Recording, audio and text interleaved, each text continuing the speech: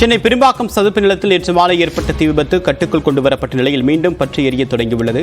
விவரங்களுடன் நிகராம் செய்தியாளர் வினோத், என்ன சிக்கல்? தற்போது தீயணைப்பு வாகனங்கள் எளிதாக சென்று வர வசதி மேற்கொள்ளப்பட்டிருக்கா?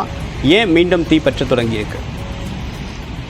தேவப்பிரியன், சோலைநல்லூரிலிருந்து மேடாக்கம் செல்லக்கூடிய செம்மொழி பிரதான சாலையில் இடதுபுறமாக சதுப்பு நிலம் உள்ளது. பெரும்பாக்கம் சதுப்பு நிலத்தில் நேற்று மாலை தீ விபத்தானது பற்றி எரிந்த நிலையில் நேற்று இரவு முழுவதும் தீயணைப்பு வீரர்கள் போராடி அந்த தீயை அதிகாலை 4 மணி அளவில் கட்டுக்குள் கொண்டு வந்தனர். மீண்டும் இந்த தீயானது எரிய தொடங்கியது. இதைத் தொடர்ந்து தீயணைப்பு வீரர்கள் அங்கு சென்று தண்ணீரை சென்று தண்ணீரால் பீச்சு அடித்து அணைக்க முடியாத ஒரு சூழ்நிலை. ஏனென்றால் பிரதான சாலைக்கும் இந்த சதுப்பு நிலத்தில் பற்றி எரிக்கக்கூடிய தூரத்துக்கும் சுமார் 1 கிலோமீட்டர் தூரம் உள்ளது.